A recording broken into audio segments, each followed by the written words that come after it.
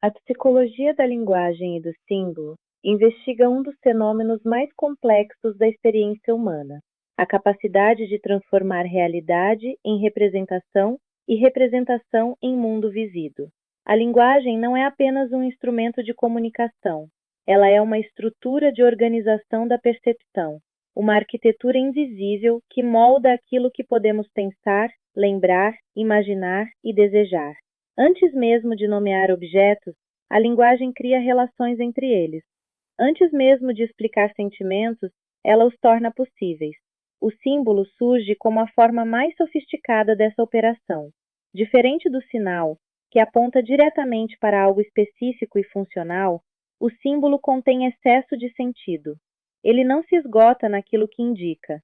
Um sinal informa, um símbolo transforma.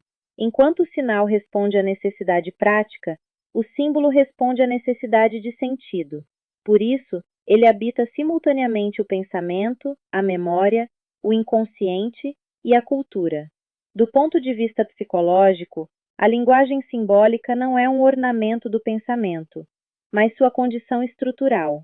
Mesmo quando acreditamos estar raciocinando de forma objetiva, operamos com imagens internas, metáforas implícitas e categorias herdadas historicamente.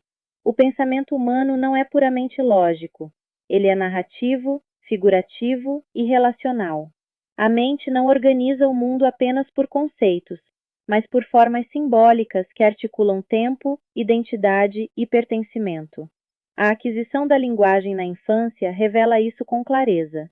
A criança não aprende apenas palavras, aprende modos de existir dentro de um universo compartilhado. Cada palavra incorpora uma visão de mundo. Nomear algo é introduzi-lo numa rede de relações culturais e afetivas. Por isso, aprender a falar é também aprender a perceber. A linguagem não traduz a realidade, ela participa de sua construção psicológica.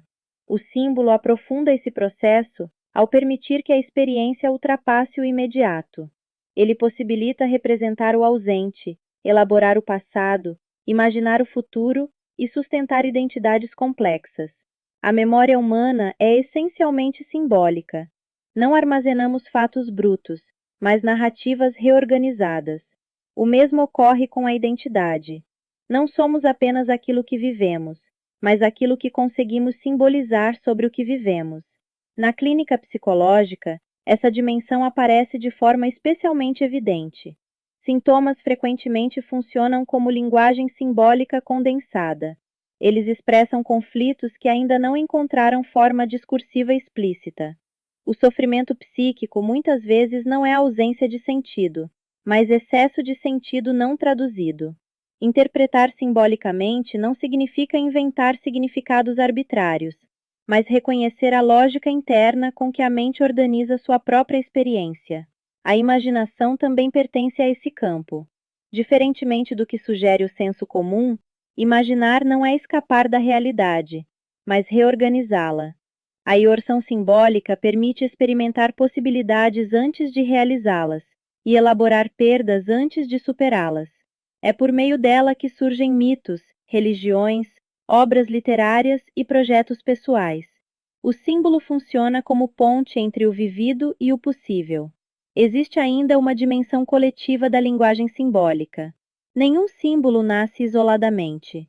Mesmo a mais íntima utiliza estruturas herdadas da cultura.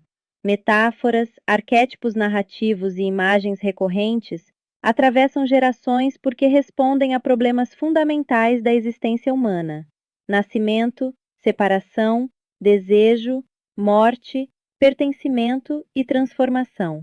A psicologia da linguagem revela que pensar é sempre pensar com outros, ainda que silenciosamente.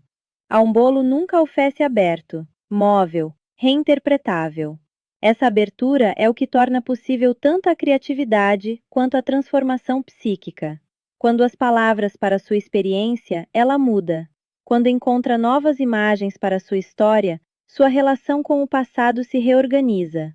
A linguagem não apenas descreve o sujeito, participa de sua construção contínua.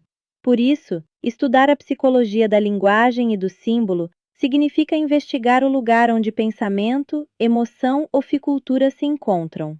Nesse território, falar é mais do que transmitir informação. É produzir realidade compartilhável. É dar forma ao invisível. É transformar experiência em existência reconhecível. É, em última instância, criar condições para que a consciência se torne habitável para si mesma.